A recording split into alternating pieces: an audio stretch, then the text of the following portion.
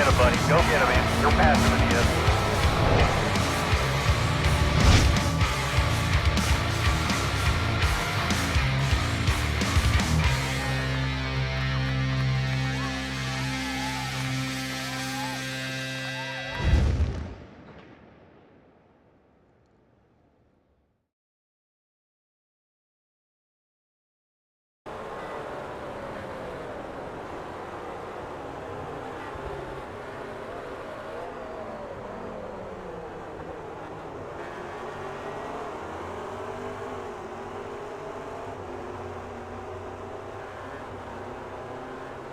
Ladies and gentlemen, good evening and welcome to the fourth round of the STC Race Department Championship, the 45 minutes of Twin Win Motegi, presented by rseat.net. Will Vincent, Rob Cuss and Dan Blake in the booth. And Rob, I'll come to you first. Konnichiwa. Konnichiwa, Will. How are you? I'm not too bad. I actually had a full hello. In fact, I'll do it right now. Konnichiwa Chone Choza, which is hello, ladies and gentlemen. So we're at Motegi, and we've had so far 3 rounds, 2 90-minute races and a 45-minute sprint race. Now into the second half of the season. 2 sprint races, 1 endurance race. And this second half of the season, it's going to be very different to what we've seen the first 3 rounds. Yeah, I mean, is anyone going to topple INX Racing? That's the question. They've been pretty dominant so far, haven't they, really? I think the word dominant doesn't even come into it. You know, you have a look at the championship, and they are right there, 254 points. Are right now a full 62 points ahead of their closest rival, which is Danielson Motorsports Virtual. And of course, they jumped up the standings a couple of races ago, Rob, after an impressive showing in there. But still, INX didn't win last time out, still came second, still leading the championship, and still pulling away. Yeah, they've got such a depth of field of drivers and talent. It's it'll be very hard for the other teams to catch up. I'm looking for my team to do a little bit better this round. We've put 2 of our strongest drivers in, so hopefully we'll take the second spot from DMV, from Daniel Motorsport.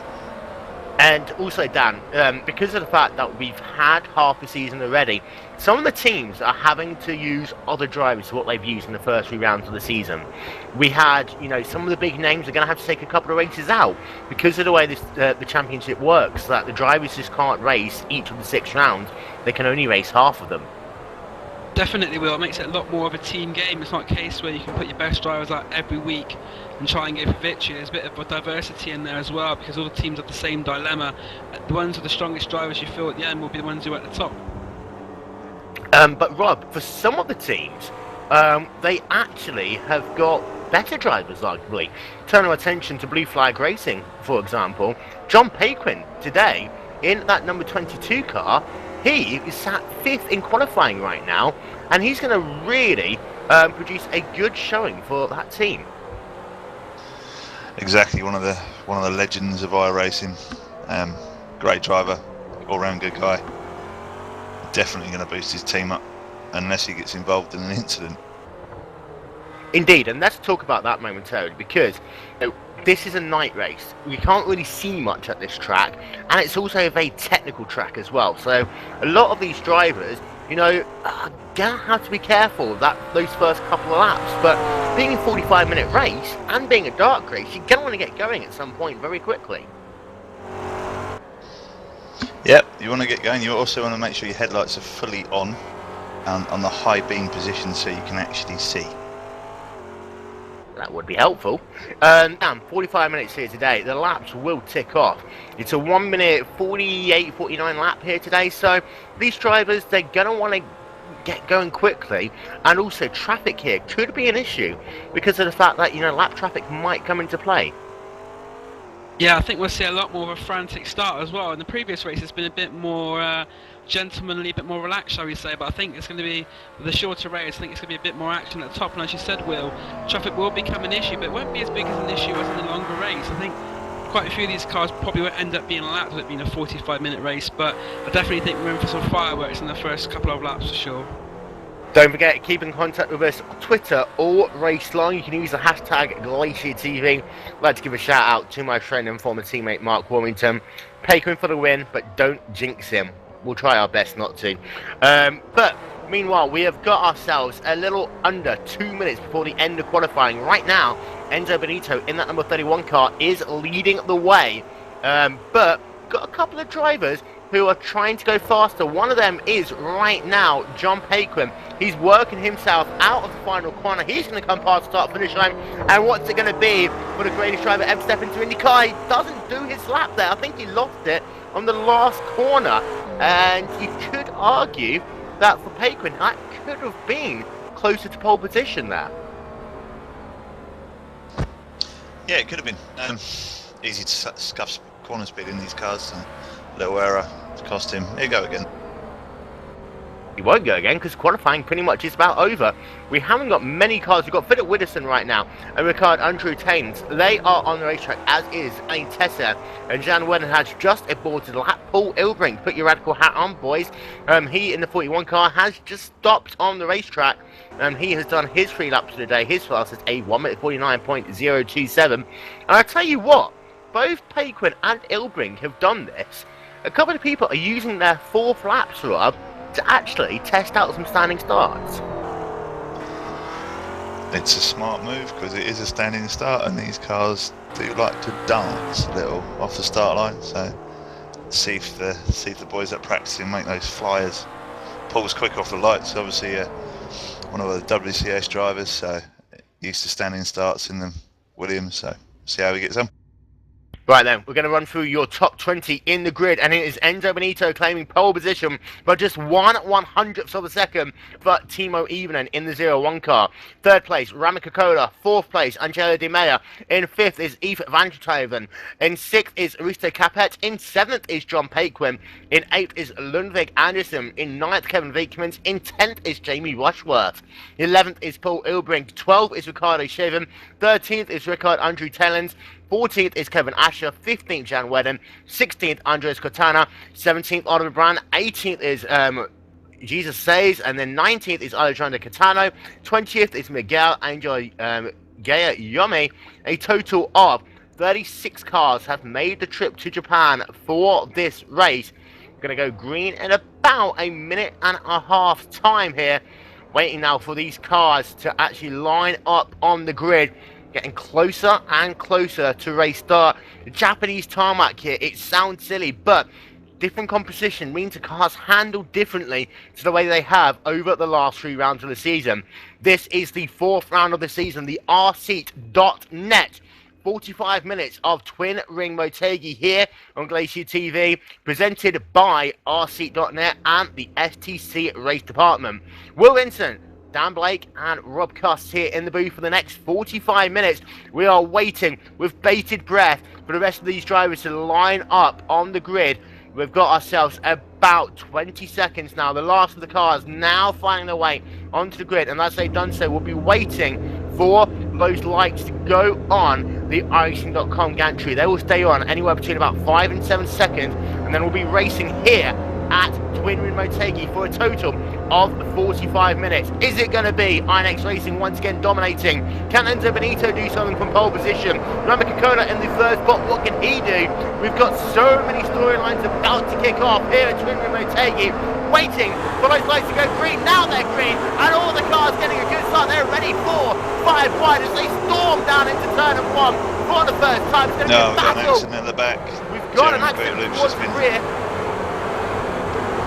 Yeah, on the start, Jeremy's But meanwhile, out front, you've yourself Enzo Benito for INX Racing, leading way. Timo Ivonen for INX Racing within the 2nd position. Rami Kokola in the 3rd position for RPM. Then you've got Angelo Mingler in the 4th position. Isaac Vandergunn in the 6th position. Risto Capet going very sideways there in the flat-out bumper. Into turn number 3 they come now. Paquin in 7th. Viekemans in the 8th spot, and Anderson there looking down to the inside of Viekemans. 4th better of it here in the early going. Rushworth now going side by side with Paul Ilbrink. This is a battle for the 10th position on the racetrack. Ilbrink on the outside line, just about able to get the job done. The top 10 are clean down, but for fact there was some trouble. Yeah, also, we were talking about Jamie Rushworth earlier on. He lost a few positions going into turn 2 and 3. The two left-handers found himself on the outside and lost some space. But as you said, a little further down, there was a little bit of hassle. But otherwise, it's been quite a clean start by all involved. Pretty clean as they're working themselves now down the back straightaway. This is the club track of the racetrack. Kevin Asher looking down to the inside of Andres Catana there. He will complete the pass as they work themselves onto the back straightaway. The front 4 or 5 drivers are a little bit one together. Enzo Benito has pulled out the early lead though. And Team Raven looking as though he's under a bit of pressure right now from Mami Kokoda in the battle for the second spot. They're immediately able to stay with him, as is Van Schuylen. Capet falling off a little bit, and Pequin in the 7th position also falling off this group a little bit. And right now, under some huge pressure from Kevin Bacon in the battle for the 7th and 8th position, what will be on the racetrack as they come past the start-finish line to put their first lap in the books. Rob. Looks like we've had Jerry Luke retire, sadly. We've got Simon Carr in pit lane. One of the Black Rebels cars is in pit lane as well. Can't quite see who that is. But there's a few drivers having massive issues at the start. Seems like Marco Buhin and Linus Bostrom have got a lot of work to do. They're already 30 seconds back. So the field's starting to spread out a little bit further behind them right now.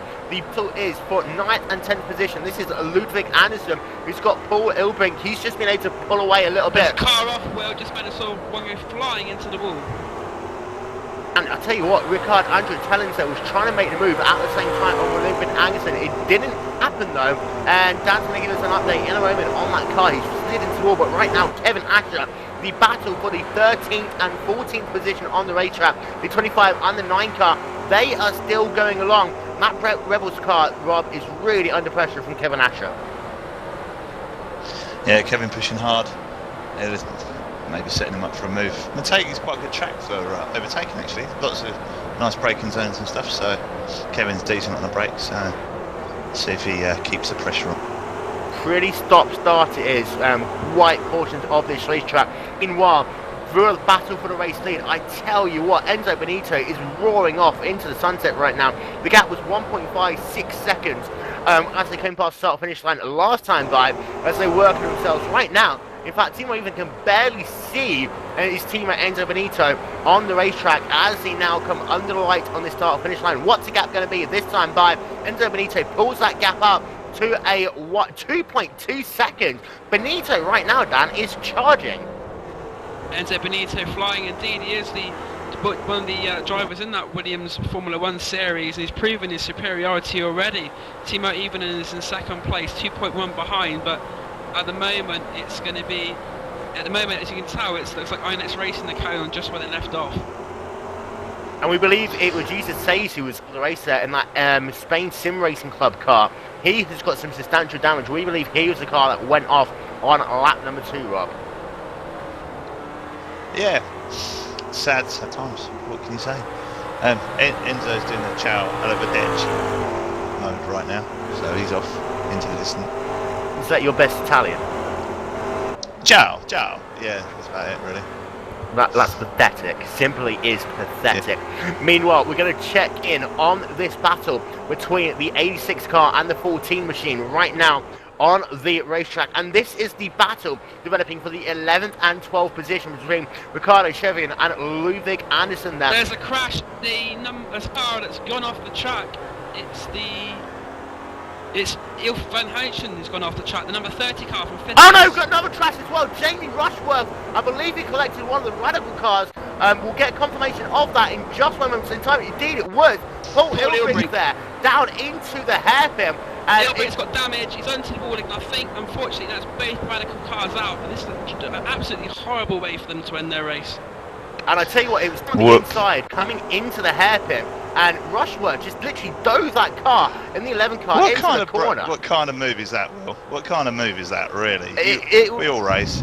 That's ludicrous. It was the latest of all the late dive bombs. He was already passing one other car, that was Angelo Di Meglio there, who'd fallen back, who was running in the 4th position. He came down into the corner. He barely braked into the corner itself, took out there, and that will get a race penalty, I'm sure, if he can carry on going on the race. He allowed all the other cars to go past there in that movie-go racing car. He fell to the rear of the field, but still, that 25 car, sorry, the 11 car, pretty much took out there, you have to argue, Paul Ilbrink. Meanwhile, battle for the race lead. That gap is starting to stabilise now, about 2¼ seconds on the racetrack.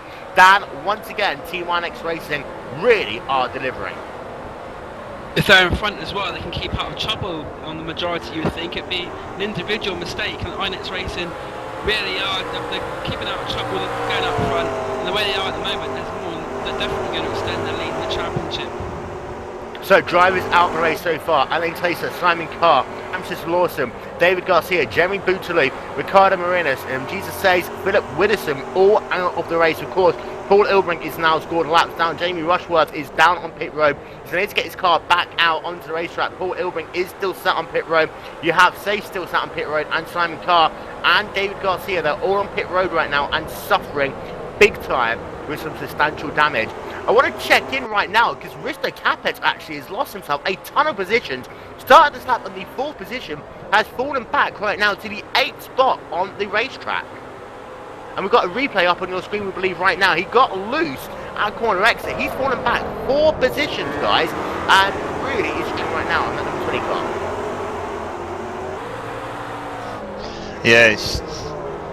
Oh, sorry, Will. I'm annoyed right now. You've got an angry commentator. Oh no, and Capet there's more accidents going on. Craig, everyone going off. Another Capet car in the background goes off. Yeah, Kevin Vikermans is, I think Kevin Vikermans is he's dropping down the order, and I think his race is over. So Vikermans yet another, and I'll tell you what, there was another car there, Gorg Newdrop, is very slow on the racetrack right now for Vortex Sim Racing. He lost himself a couple of positions these last couple of laps. He's now running down in the 23rd position on the racetrack. So he's suffering right now in that Vortex Sim Racing car. And I did say this at the start of the race time, we're in Japan, and it's one of these things that these iRaces notice. The first day of Japanese track comes out, the composition of the asphalt here, different to what you see at North American and European tracks because of a different climate. What it means is that these cars are a lot more slippery here. Yeah, we've seen that. A couple of cars have just actually get loose, hit the curb, and they crash a lot easier than they would have maybe on a different track. But as I said before, there definitely would be fireworks at the start of the race, and I've not been proved wrong so far. And Ricardo Marinas has been disqualified for 2 accidents while rejoining the racetrack. Race control once again, Rob, taking a very stern line to some of these drivers. Yeah, they need to, because at the moment it's not really a sprint race. It's more like carnage, demolition derby. From what I'm seeing, the driving standard's not very good at this one. At the moment, we can't blame the tarmac all the time. Just a lack of talent with some drivers, sad. Meanwhile, your top 10 is Enzo Benito now with a 3.4 second gap over Timo Evening in the 2nd position, a further 2.1 seconds. Jeremy Coca-Cola in 3rd, John Paquin a further 5 seconds back in the 4th position, Angelo D'Amelio in the 5th spot, Ricardo Chavian in 6th, Ludwig Anderson in 7th, Risto Capet in 8th, Ricardo Andrew Tellins in 9th, and then Andres Katana round out your top 10. We still have a total of 24 cars scored on the lead. In fact, 25 because Jamie Rushworth has been able to get back going. Scored 1 minute and 22 seconds behind your race leader. And right now the battle is developing between Mohammed Patel and let's take this back. It's between Mohammed Patel and Kevin Atcher actually. Patel driving for Twister Racing and Kevin Atcher, he's driving for Roaring Pipes Maniacs Team RPM. They are battling for the 13th and 14th positions right now, and it does look as though Atcher is catching Patel. Yeah, Kevin Asher trying to be in a bit of a hurry because at the moment Roaring Pipes are currently 6th in the team's championship, so 8 points that Asher can get will help them with their trying to get further up the championship. With a lot of retirements today, there's a chance for some teams to gain some crucial points. Got himself a good run actually as they came underneath the bridge. Of course, the oval runs on top of this racetrack. The two don't ever touch. But Atcher is closing that gap now down to less than 3 tenths of a second on the racetrack as they work themselves into the S's once again. And after this point, it's where the track starts getting more stop-start. Can Asher look it down to the inside as they work themselves down here? Not quite just yet, but I tell you what, Rob, they are also catching Otto Brandt in that 91 car and also Jan Wedden a little bit as well. And you have to say for Oliver Brown, a little bit off pace for what we expected him to be doing. But of course today he doesn't have that comfort of that 20 minutes that he normally has around pit stops to make up all that ground. Exactly, yeah, strategy doesn't play a massive role in this. It's a sprint race, so as Kevin Ash is making a move, oh, he's having a look. just into one of the braking zones. Yeah, they're catching him. Obviously, Oliver seems to suit endurance racing as Kevin Ash is all over the back of Mohammed Patel. As they come out of turn number 14 once again, Will Asher trying to down the inside ahead of them. Victory corner, Will. Victory corner. Victory corner. I'll tell you what, you also have Andres Katana and Jan Wedden battling for positions ahead of them. You've also got Andrew Talent and Rista Kaplan. They're still battling for the 8th and 9th positions on the racetrack. A lot of action to call right now.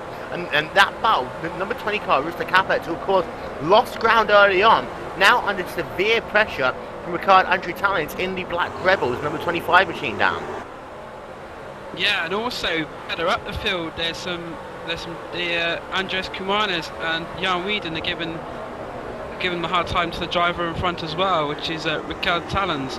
Quintana and Whedon also trying to get through. So, despite the fact we haven't got so many cars, there's quite a bit of action going on all across the field. And this battle, you can actually say, starts at the 8th position and goes all the way back to about 13th on the racetrack. The Japanese tarmac just caught out car 26, Peter Piek, who just lost it coming out of one of the slow 90-degree corners. And he is driving for Team Benelux right now in that 26 car, and he's fallen way off the pace, now down into the 21st position. Was already running just inside the top 20, so a little bit of an incident. Meanwhile, we've got a number 11, Jamie Rushworth, a drive-through penalty there for that collision with Paul Ilbrink, so he's now driven through and he served the penalty. He looks like he has gone one lap down now, but still, in fact, no, he's not quite gone one lap down, because you've got the leaders, they're only about 5-6 seconds further back, so he does stay in the lead lap, does Jamie Rushworth, but now at the very rear of the field, and the 25th car scored on that lead lap. Well from second place, well, I don't know what's happened. Oh no! The team at Evelyn just seems to have stopped out the race. Well, it's weird because he just goes a little bit wide in the corner, and then that car just goes straight on him. And I'm going to have a look, and he's got back going, but he's lost about 6 positions there, and that's weird for Timo Evenham. He didn't spin that car or anything. It looks like he just stopped off. Maybe he had an electrical problem or something with the car, which switched it off, and he's got it back going again. Maybe he's had to click the starter motor again or something. We'll try and talk to Timo Evenham after the race, but he's now running that 8th position. He's going to be putting immediate pressure on, I believe that is going to be Rista Capet now in the 7th spot as they work themselves down once again. This is that part of the racetrack that Evenham really is strong at. In fact, both the Inex cars are strong at, so expect him to try and get that job done very quickly. But bizarre there, Rob, with Timo Evenham in that Inex racing car. I've never ever seen that. Ever. That was crazy. It won't take him long to get back up, but he'll be aiming to get a top 5 finish now. If he can make his way through the field, he's quick enough as he goes really sideways coming out of the hairpin. And that's his issue as well now. Now he's further back in the field, he has to start pushing this car to try and navigate himself through some traffic as he tries to dive down the inside. Now he'll get the inside line down the back straightaway. He tried getting it immediately there so that he couldn't be blocked on that outside line. Capek stays on the outside line, down into the come, and it looks as though that Evenham will get that job done, so he's now back up into the 7th position. Ludwig Anderson right now is about 3 seconds further ahead on the racetrack, and he's battling with Ricardo Chevion.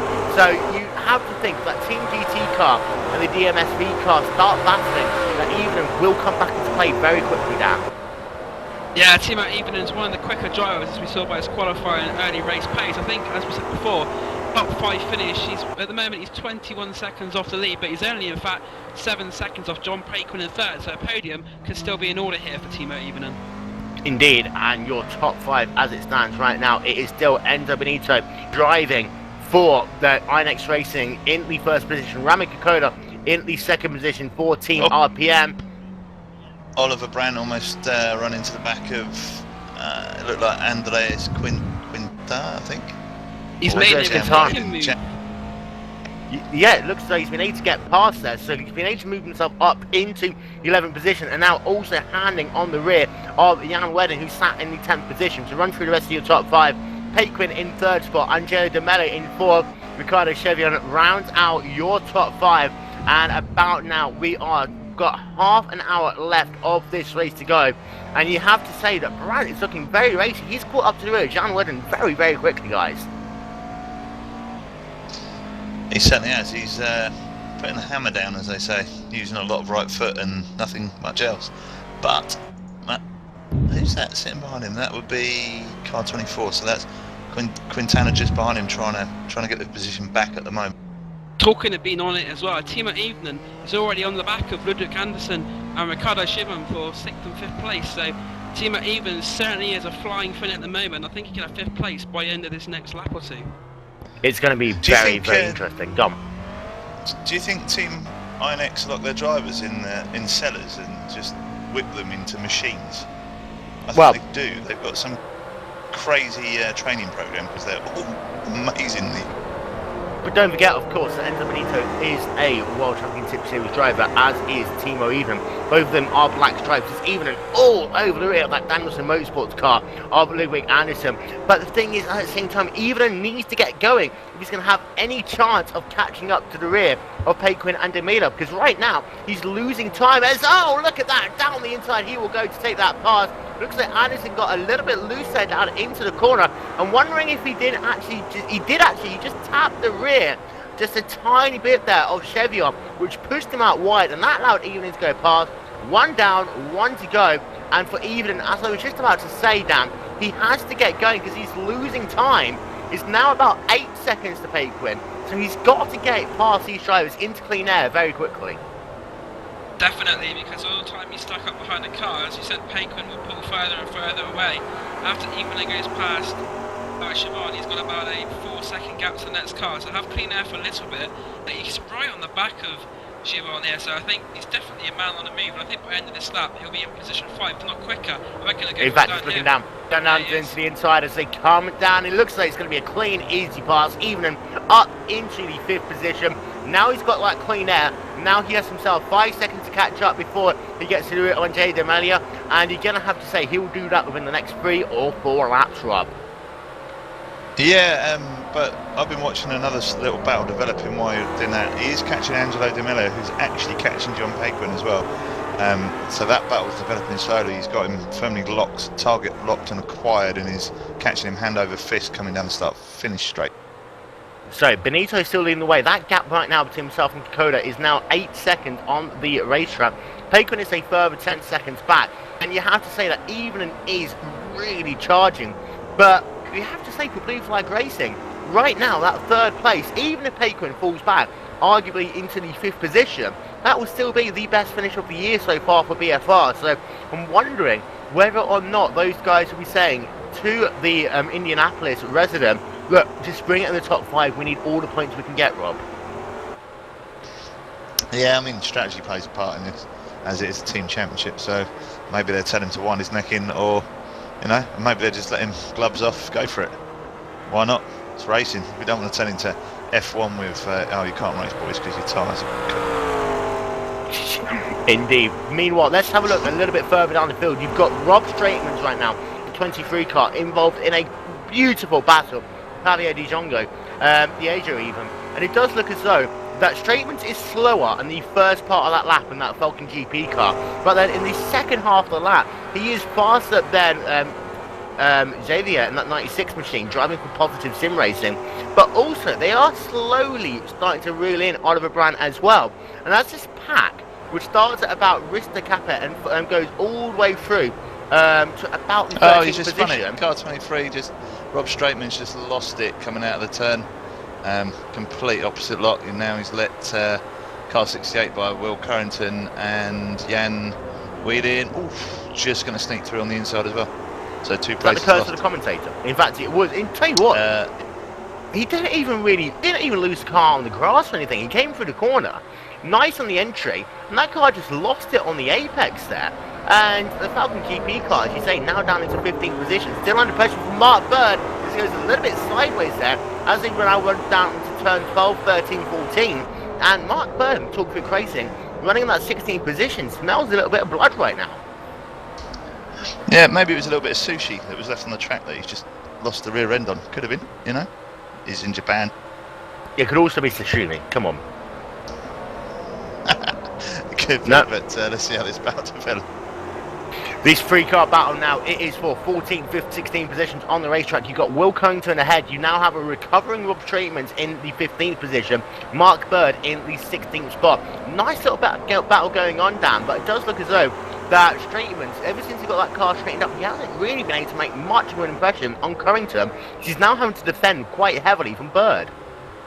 Maybe the tyres have got a bit better than what's up. The car's not quite back up to a full 100% race. I think by the end of this lap though, he's the quicker driver, you should be able to catch up a bit further. But talking a bit further on field, the battle for 10th, 11th, 12th is something like that, because Kevin Ash has lost position to Oliver Brandon. Earlier on the lap, he was challenging Mohamed Patel going into turn 2 and 3 on the outside, but now Ash is going to try and make a move back down on him, and Brandt's going to go a bit loose there, and Kevin Ash is going to have the drive to get him here. As they come down, he's going to be the last of late breakers. Actually, if he breaks a little bit later, we'll be able to swing around the outside. Not going to happen, however. That 81 car, they almost banged doors there. Asher has to get out of the gas. This is going to hurt him all the way down this long back straightaway. You can see already he's losing a bit of time. Now we get that slipstream once again. The speed building back up. Will he try and slow it down the inside as they come down into turn number 10? No, he won't. So Oliver Brown there, perhaps you have to say, playing a little bit of a team role here, allowing Patel to get himself a little bit of clean air off. That was turn 11, Will, and as they go through Victory Corner, they're on this sort of start finish. I love the name of that corner, it's great. But this is a great battle. I reckon he just sit there and wait for another lap or so. Just chill out and see where he's weak and then shove it down the inside. Although he did fall back there those last couple of corners, getting very loose as they now work themselves out of turn number 2 once again, and this time it's Brown with a little bit of a wiggle. Yeah, not looking the nicest cars to drive right now. They look like quite hard work. It does, and you have to say, Dan, that these and also don't forget as Oliver Brown goes right once off. again. This will allow Asher to close right up, and he will complete the pass. On the outside there, easy pass there for Kevin Asher. Back up into the 11th. Yes, he will. Position. Brandon would have given up there, but I think he just developed some sense for the last minute. But as you said, Will, these cars seem to be not very back-end twitchy for some of them today. And don't forget as well, it is a night race, and of course, this is our first night race of the season, so colder tyres, you know, in some cars, if you're over racing, cold tyres work better. In road racing, that's not always the case, Rob. Yeah, you'd think though, with all the tyre heating issues that we've had previously in the series, that this would be ideal for McLarens. You know, they're not going to cook their tyres, they can push hard because the temperatures don't come up that much, you know, and they don't turn into understeering animals, but they're not coming up enough and they're turned into oversteering animals. There doesn't seem to be any medium. Track temperature right now is 78 degrees Fahrenheit. We have a northerly wind of about 2 miles an hour on this racetrack. And Enzo Benito, let's check in on our race leader. And tell you what, actually, that gap between himself and Rami Coca-Cola, it's come down a couple of clicks in the last 3 or 4 laps. Last time by, Coca-Cola was slower. But you have to say, perhaps he's managing his race now. And Timo even is actually almost on the back door of Angelo D'Amelia as well. So he's caught him up hand over fist. It's only a second gap. So car 35 and car 01, and Timo is going to look to chuck it down the inside very shortly. Yep, and this is the battle for the 4th and 5th position. We will have to take a commercial break in about 5 minutes time, but we will stay with this battle until then. Right now it's between the 35 car of Angelo D'Amelia in the 4th position, and he has got himself that Team GT car only about half a second gap over Timo Evenham in this battle for the 4th and 5th position. Further back you've got Will Carrington, Rob Straightman, Mark Bird. They are involved in a huge battle as Straightman's almost run into the rear of Bird, who has now been able to get past the Falcon GP car of Rob Straightman. You also have Miguel Angel Yami there in the 17th position, and then Alexandra Catano for ABR Racing as well. And this is one huge gaggle of cars circulating on the racetrack, separated by less than 3 seconds on the track. Meanwhile, for Evenham in that 5th position, he's now going to look down to the inside as they come down into turn number 11. Will he complete the pass? Yes, he will, and move Timo Evenham now back up into the 4th position. The corner speed he carries in that car through that corner was absolutely ridiculous. He's already pulled a car's length already. It's nuts as you go through Victory Corner, my favourite corner on this racetrack. And now his next sight will be the podium and John Paquin in that number 22 car. Of course, Paquin is widely regarded as one of the fastest guys ever to step into an IndyCar. This track also, of course, is perhaps one of the most famous IndyCar driver of the last 5 years, only by popularity and media and all that, of course. Won her one and only race, being the first woman to win an open wheel race from top level in history. That, of course, was Danica Patrick. In the meanwhile, we're going to step aside for just one moment as these battles continue to develop on the racetrack. We'll be right back after this short message.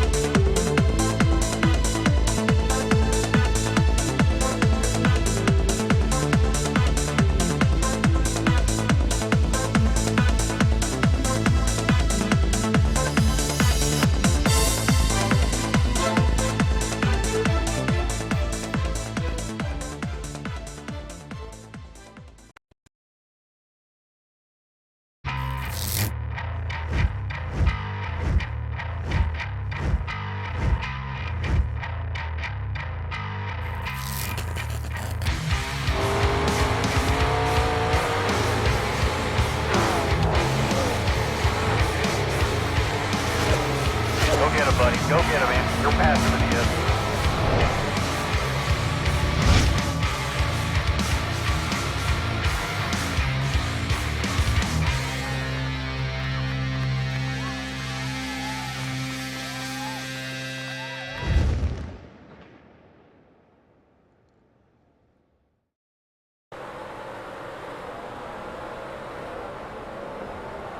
Welcome back to the second half of the fourth round of the STC Race Department Blue Cup for 2013.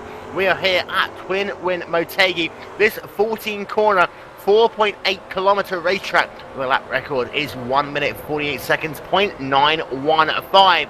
Will Vinton, Rob Cuss and Dan Blake in the booth. Very quickly, we are going to talk about this battle for 14th through 18th, and it does look as though that Oliver Brandt actually had an issue that last time. He's falling now into the clutches of these drivers. So he's falling from the rear of Kevin Asher and Mohammed Patel.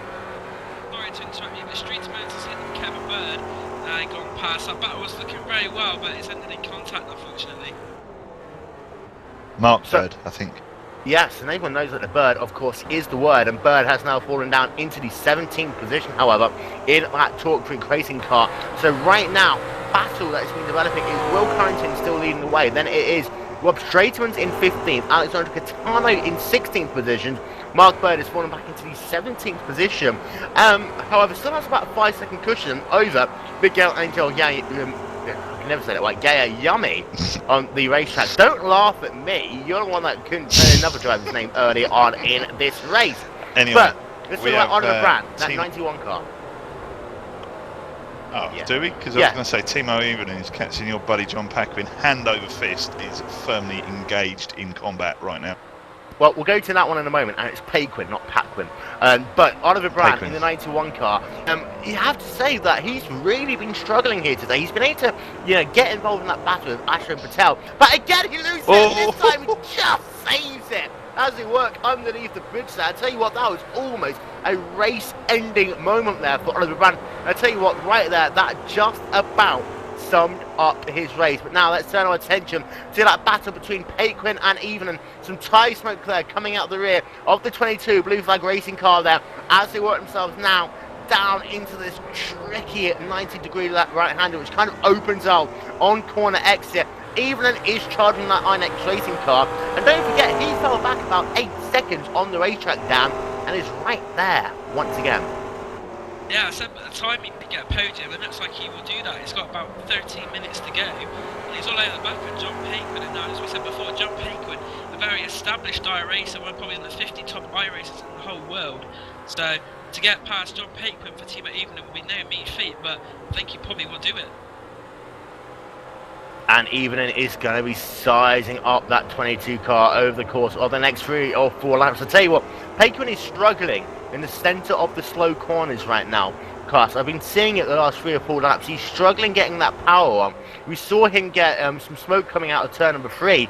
And let's see what happens as they come down into 11 once again. Evening very close to the rear of him. And he might be able to set himself up for a pass into 14.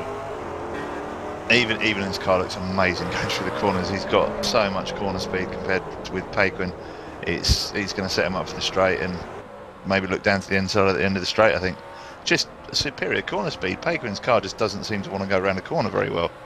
And look at this, he just pulls to the inside, game over, Evening back up into the 3rd position and a podium, almost outbreaks himself into turn number 1, but Evening, my next racing car, once again, 2 of them on the podium down. Yeah, it just shows it's been the whole season really. Inex Racing really have given everyone the target to meet, and so far none of the others really seem to have stepped up very well. They've got a massive lead in the championship, and you can only assume they're going to extend that even more after today's race at Motegi. Field starting to spread itself out just a tiny bit right now. We still have a total of 22 cars scored on the lead lap. There was a little bit of a battle last time between 2 of them, which is Linus Bonstrom and Gorg Nudrox. It does look as though that Nudrox has fallen way off the pace this lap, however. In that Vortex Racing 95 car, we believe he had a little semi-spin there, which has pushed him further back. But you also have Miguel Angel Yame battling with Peter Payak right now in the battle for the 17th and 18th position. Ahead of them, a lot of dust being kicked up. Well, I think that was by Mark Bird as these 2 cars start to reel them in. But that 17th, 18th position battle right now is going well. Straightman's now down into 20th. Yeah, we had that contact, didn't he, or half spin or whatever, and he's struggling with his car right now. It's, doesn't look the best, so he's obviously rocking around with some damage. And he's rocking it still pretty well in that Falcon GP car.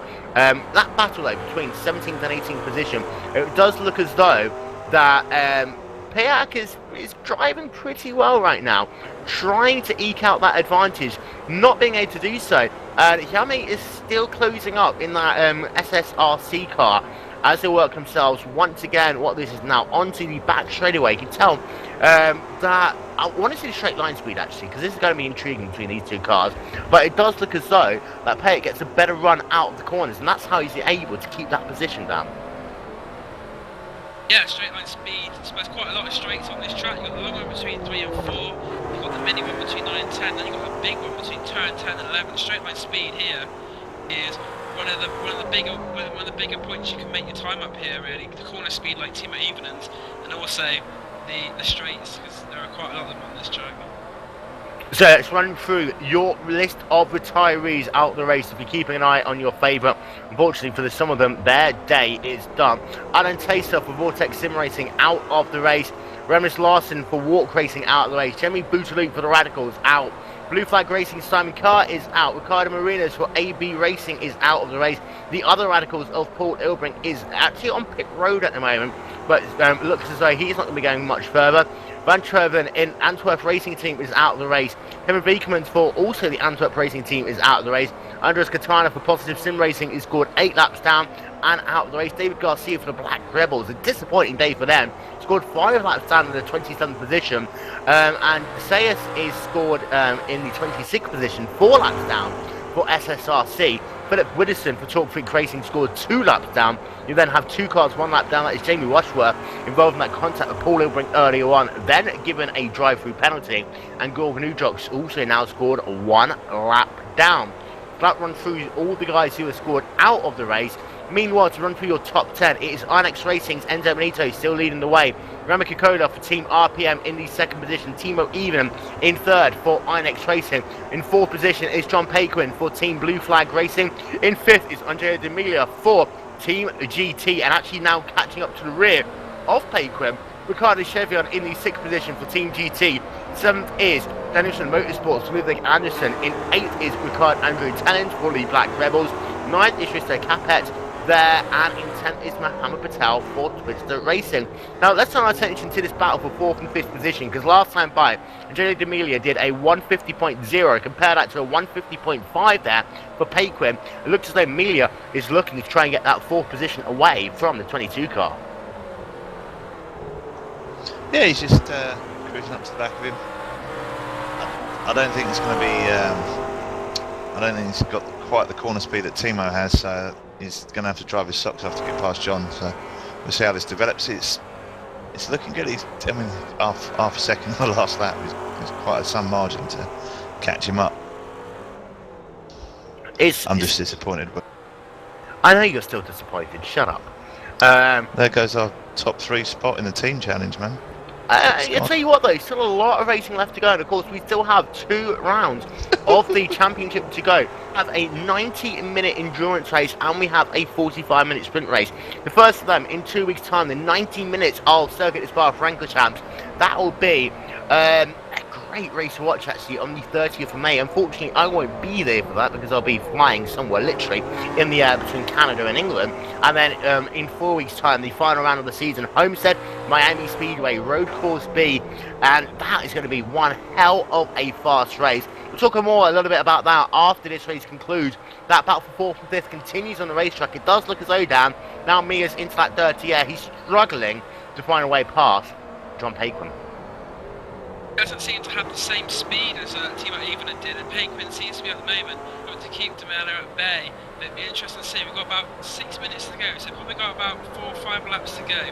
So Paquin, we're hoping he can keep him fine. He hasn't too much more longer to go there. And we're having a look at the, because you can tell it's a lot better on the night. You can see how early Paquin's actually braking for the corners as well. He's getting into the corners later, but able to carry less speed through it. That's an interesting point to note there, that they're taking 2 completely different ways of attacking these corners, Rob. yes, different drivers have different lines. You know, for the car setups, etc. As you know, from IndyCar, people can take, depending on the car setup, different entry, different exit. Trying to work on, you know, corner exit is key, would be key for here, I would have thought, because of the long straights. But as Timo's shown with his car, corner speed is massive as well. It's like, what do you sacrifice? Do you want an easy car to drive, or do you want a rocket? Easy come, easy go is what I'm going to say. I'm going to turn our attention to the 25 car, required under Italian, the last of the remaining Black Rebels cars, running in that 8th position. And Black Rebels is one of those teams here today that wanted to have a good showing in the championship, Rob. And I mean, they had a good start to the season, drifted off a little bit. In fact, they fell back to 10th in the championship. And I mean, Positive Sim Racing will have lost the car as well. Falcon GP aren't doing too well. But the Black Rebels were really really hoping even to try and get themselves above that gaggle of cars that's swung away from about 8th through to about 13th in the championship. Yeah, you know, they're picking themselves up from bad results. So work their way up nice and slow. And meanwhile, it looks as though that Riz Capet and Mohammed Patel might have had an incident on the racetrack. And this is the battle right now. In fact, you've got Capet. It looks as though that he's up into the 10th position. Mohammed Patel into 9th spot. Patel looking as though he has some technical issues right now as well. But they had a little bit of a moment, Dan, about half a lap ago. Yeah, Patel, coming out of turn 10, Patel seemed to have a lot of speed and straight. He went down the inside. Capet didn't make it easy for him, trying to force him out there quite close to the pit wall. As he got to the braking point for turn 11, there was a bit of door banging, and as a result, Patel managed to get his way through. Patel was on the inside, forced Capet to go a little bit wide. There was some touch of door banging, but the end result was Mohammed Patel up to 9th position. So he's now up into the top 10. His teammate Arda Bram right now running in the 13th position, but still is struggling. He needs to gain a couple of spots due to retirees and other people not having what they would have wanted. But once again, the other Twister racing car of Arda Bram, you're going to have to say, we always talk about drivers of the day, but if you talk about a disappointing performance by a driver of the day, with someone still circling on the racetrack, Arda Bram just hasn't had the luck here today. And that, he's firmly wearing the dunce hat for today, I think. Would that be fair, the dunce hat? I think that would be a little bit too harsh.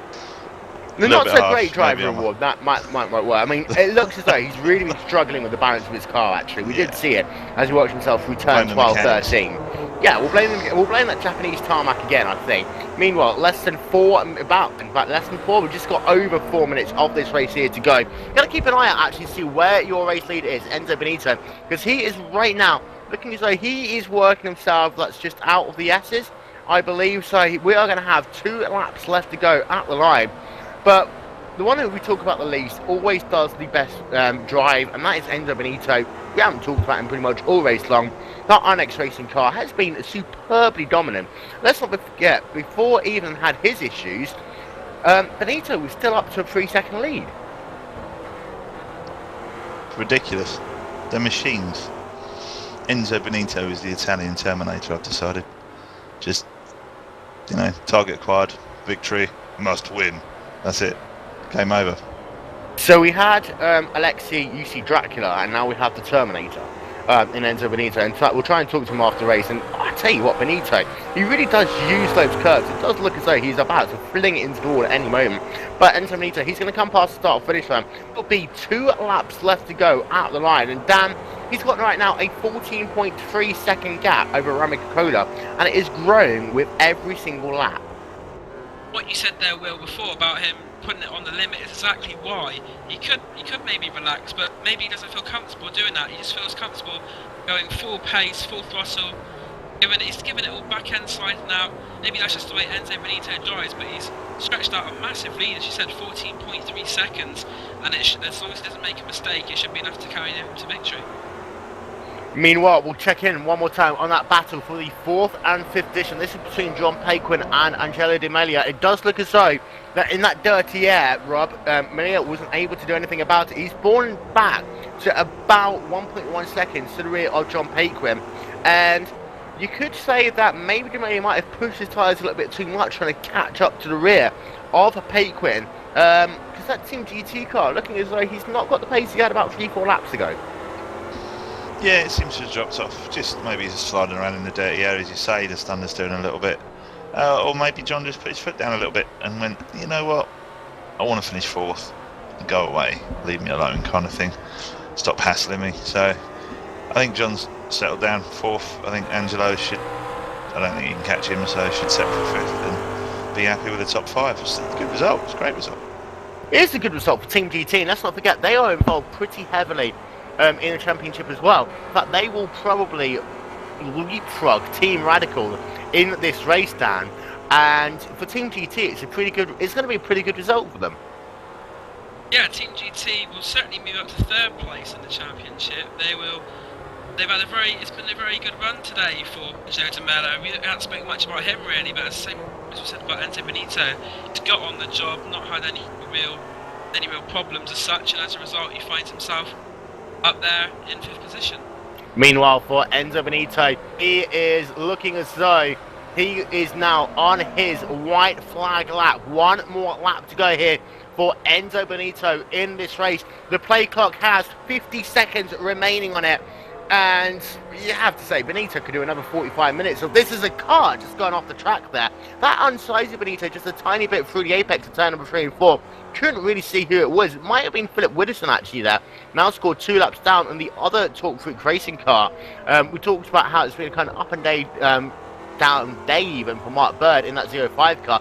So at the rear of that train, he's got Alexander Catano and Will Currington ahead of it. Let's see if anything happens with them in the last moments of this race. But Enzo Benito, meanwhile, working himself into these S's once again. And it is sublime to see the level of grip that Inex racing car has. Rob. Absolutely. Looks a peach to drive. It looks like a perfect car to drive. You know, when he's slid it, he's been able to catch it. It doesn't look vicious. It just goes around corners. It just works. You know, as he cruises round, going on downhill straight, he's only got 4 corners to go, and he will go through the very aptly named victory corner, which will be the last corner, to take the victory in the 4th round of the STC. So far, Inex Racing have won 2 of the 3 rounds of the championship. They have been the dominant force all season long. Enzo Benito now working himself down into turn number 12. 2 more corners left to go. 13 is done. Down into victory corner he comes for Enzo Benito. He will claim victory in the STC RC.net 45 minutes of Motegi. Enzo Benito makes it 3 wins out of 4 there for Team Inex Racing. Rami Kokola, he will come home eventually in the second position, now working himself onto the front straight away there in that Team RPM car. He will claim second position for the 66 car. Timo even, after losing 10 seconds early on in this race, he probably would have come second. He comes home in third for Inex Racing. 2 Inex drivers on the podium once again. And then John Paquin for Blue Flag Racing taking home 4th position. Angelo D'Amelia taking home that 5th spot. They are your top 5. And guys, what a race. Brilliant. Absolutely brilliant racing again from this series. It produces great racing. Obviously, not as great for my team, but The first Meanwhile- couple of laps or so were absolute so much action going on. Eventually it calmed down, but as you said before, Will, Enzo Benito, I don't think he put a single foot wrong all race really. The car looked on rails, he looked really confident with it, and he showed he took it home to a 16.2 second victory. But as you and Robert said, this has been a great race for the STC Team Championship. In the last lap of the race, it does look as though that Alexander Catano was able to get past Will Currington to move himself up into the 15th position of the race. Catano there for AB Racing even being able to get himself that one spot towards the end of the race. The flat-out racing car of Currington falls down into the 15th position. We're just waiting for all of the cars to come past the start of finish line. I believe that Peter Piak has just about to do so there. In fact, actually, in that 26 car, he pitted with 1 lap to go. We believe he was very light on fuel there, so he now comes past the start finish line, and as he does so, we can run through your final race results. And in first position, Enzo Benito there, a time of 45 minutes and 37 seconds to take race victory. In second position, Rami Kokola, with a good drive actually for that Team RPM car, not able to close up to rear of the Inex train, however. Timo Evelyn in third for Inex Racing. In 4th position is John Paquin for Team Blue Flag Racing. In 5th for Team GT is Angelo D'Amelia. In 6th position for Team GT. So 2 Team GT drivers separated by just 10 seconds on the racetrack. In 6th, Ricardo Chevian. 7th is Ludwig Anderson for Danielson Motorsport. 8th is Ricardo Andres Tallins for the Black Rebels. 9th, Mohammed Patel for Twister Racing. Then 10th is Risto Capet there. In the 11th position, Kevin Asher for RPM. 12 is Javier Di Jingo for Positive Sim Racing. 13th, Twitter Sim Racing's Oliver Brandt. 14th, AB Racing's Alexandra Catano. 15th is Flat Out Racing for Carrington. 16th, Mark Bird there for Talk Freak Racing. SSRC's Miguel Yami there in the 17th position. 18th is Jan Wedden for Danielson Motorsports. 19th, Rob Straitmans for Falcon GP. Rounding out your top 20 is Team Influx's Marco Byrne. The rest of the results will be up on your screen momentarily. A couple of things to take out of this race. Enzo Benito, Inex Racing, Timo Evelyn, Inex Racing, dominant once again. A good performance there by Flat Out Racing. A good performance also with Team Blue Flag Racing with Paquin. You have Team GT still doing strong in the championship. They will move themselves now up into the 3rd position in the standings. Danielson Motorsports didn't have a good day here today. And Twister Racing also an up and down day for them as well, as they continue their battle in the championships. For RPM as well, they got 2nd position, but for Kevin Asher, only an 11th spot, which will hurt their championship a tiny bit. I mean, they came into this race out in the 6th position. They'll gain 1 or 2 positions, but they might actually just beat Walk Racing in the standings. But overall, Team Inex Racing dominant once again. yeah, they've been proving very strong in this championship and strong and consistent. Nothing seems to phase them. They just drive, win, or if they don't win, they finish 2nd and 3rd. They're driving the perfect team game. 2 podiums, pretty much every race. I think it is every race, isn't it, Will? Every race apart from 1. Pay attention. Oh, I missed that. Sorry, Dad. How can you miss it? It was a race that you commentated half of it by yourself. That's probably why I missed it, because I was under so much pressure because Dan didn't turn up. Yeah, we'll blame Dan. Dan, it's your fault. Right, give me a driver of the day, starting with you, Daniel. I'm going to go with John Paquin. I think his first appearance, and he's finished 4th place, and the field is quite strong. And also, as you said before, Will, very, very multi-talented in all levels. So I think to come into the series and get a 4th straight away is quite an achievement. Robert? Enzo Benito. I think you can't really argue that. As much as I would love to give it to JP, and to be fair, I'm so looking forward to actually finally meeting him in person next week. But unfortunately, I am going to have to say Enzo Benito there in the 31 car. I think for Payton, he's still got his demons to fight, and that will happen in a little over 10 days' time in the iRacing Indianapolis 500. But today, it was all about INX Racing once again doing a sterling job. And in fact, we are going to, in one moment, talk to my good friend, Mr. JP. I just have to, however, find a way of multitasking, and we all know that men can't multitask. So if you bear with me, just one moment. While Will is multitasking. There we are. What do you think? Oh, he's here. The legend has entered. In fact, we'll talk to Timo first. Timo, INX Racing, 1-3, once again, still dominant in the standings. How the hell do you do it? That's a good question, actually. I don't know. I'm quite surprised myself. Do you lock your drivers in a basement and just whip them until they are like crazed machines? Right, we're going to have to stop that question because in fact, locking people in basements and whipping them, that can have another meaning to it altogether. So you shush over there. I will talk a little bit more sense, but I want to talk about your incident. It looks as though that you had some form of electrical issues. You just stopped for 10 seconds. Was it answering a phone call, toilet break, or what? Yeah, no, it's I got this problem a couple of weeks ago. The first time, my screen goes completely black, and I can still hear the sounds for another 5 seconds, and then the game freezes completely, and I can't do anything. It goes another 5 seconds, and it tabs out, and then tabs back into the game, and I can drive like normal again. So I spoke to someone who said it might be my graphics driver resetting itself while driving. So it's really unfortunate. I'm really bummed about that. You fell back into the 8th position. You were able to work yourself back up into 3rd, so a good recovery drive, but would have arguably been a very easy INX 1-2 there.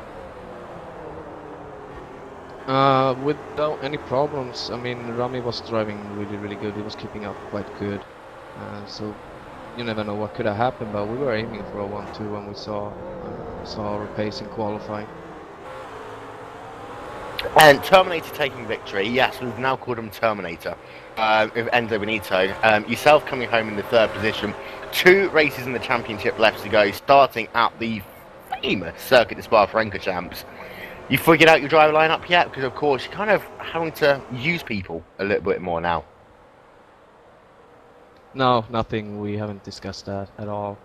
Spa is a track that pretty much every one of us have driven, so, and I think most of us have done 2 races so far that it might just be a lottery. We're just gonna put names in the hat and bring 2 up, see who gets to drive. So you're not going to be thinking about the drivers that might prefer Homestead more, or might be better at driving Homestead and resting up for Spa? This literally is going to be taking it 1 race at a time? No, we just take it 1 race at a time. Homestead, it's just another track. It's just up on the road, so it doesn't really matter. 10-4, well, congratulations, 1-3 in the championship standings. Of course, still doing well in the iRacing World Championship Series as well is Timo Evening. Now we're going to move over to Team RPM, your 2nd place driver, Rami Kokola. And Rami, you've had a pretty good race here today, 2nd place, well done. Yes, I'm very happy, 2nd place, and congratulations to Bonito, awesome drive, and bad luck for Teemu. It wouldn't be solid 1-2 for Inex. I tell you what, Rob, you're allowed to answer 2 questions because I need to go and get some water. Rami, great drive. How do you set your car up for the infamous Japanese tarmac? Actually, my setup is pretty much same than all the 3 race what I have raced. So it's pretty much same. Okay, so it's just a super easy setup for you to drive, and you just cruise around. You drove super good today. That's the best I've seen you drive in this series, so many congratulations for that. Yes, thank you. I did a lot of testing for the last 2 weeks. See, people, if you're watching, if you want to be like Rami, 2 weeks of testing and practice, and you'll finish second. I tell you what, in my Maybe world, if you that's did not 3 long weeks, enough. it could have been first. In my world, that's not even long enough, Rob. We have something called the month of May. That's more important. Rami, we've got 2 races left to go in the championship. Team RPM, they've had a kind of up and down season. For example, today you finished 2nd, but you also finished 11th. What can you do over these last 2 races to consolidate and try and move yourself further up in the standings? That's a good question, but I think we need to finish both our cars.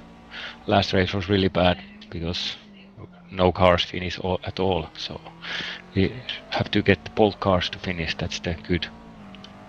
And at Spa, that's going to be easier said than done. But it's a 90-minute race. It's a long race. It's a track that everyone knows, but a track with trouble at every turn. You guys looking forward to it? Yes, of course, but I cannot anymore drive. I already did 3 races, so. Well, congratulations for your 3 races. It's been, say, good season when you've been able to finish. I'd say a 2nd place and an 11th place here today for Team RPM. Moving over to our 4th place driver, and I don't know this guy at all, but John Payton, well done. 4th finish. Oh, thanks, Will. That was a lot of fun racing with Angelo there. We raced a long time, and Timu was flying up behind me there after he had his incident, so I just got the hell out of his way. It was fun though. Yeah, you started 7th, got yourself up into the 3rd position after Timo's incident, and you say, we did see literally just letting off the gas on that right-hand side to move him back into 3rd. But then it did look as though Demele caught you up, then after that, I'm not sure, did you just start pushing a little bit more, or was it the fact that Demele probably was a little bit harder once he got into that dirty air? No, I just got a little more comfortable with it. I was just using a race setup from a fixed league I run in, and it's really nice and stable, and I wasn't prepared as Enzo and some of those guys. He was on his own planet, and so my first goal was just to try to finish clean without mistakes, which I made 3 or 4 of them that cost me some time here and there, but it was a lot of fun. And JP, I've got to ask you a quick question on a button wheel. The month of May, JP, Indy 500. What do you think? What do I think of what? Chance. Oh, I thought you were going to ask me what do I think if I'm going to race it or not. I still haven't decided. We'll make him race. I can't make anyone race. You can. You're influential in this sport. No, I'm not. I'm hardly influential at all. But get back onto a relevant subject. Blue Flag Racing, a nice 4th place finish here today. You're running with a couple of new guys. I mean, of course, we've been more used to see the likes of Spondler and Ron, so on and so forth. But today with Blue Flag Racing, you've been gelling well into that team by the sounds of it, working with likes of Mark Warmington. We're going to see you again racing in the BFR car at some point this season? I'm not sure if this season or not, but I'll definitely do more in the future. That's a lot of fun. I especially like the standing start. That was actually the first race I've ever been in with a standing start. You know, me being a high downforce oval guy, and that was pretty interesting. That was fun. Well, tell you what, I'm not quite sure how you got yourself to run a McLaren after all those years in a Ferrari, but well done. 4th place finish there for John Paquin. And let's very quickly, Dan, turn our attention to 2 weeks' time. We're going to have Circuit de Spa-Francorchamps. It's going to be a tough old race.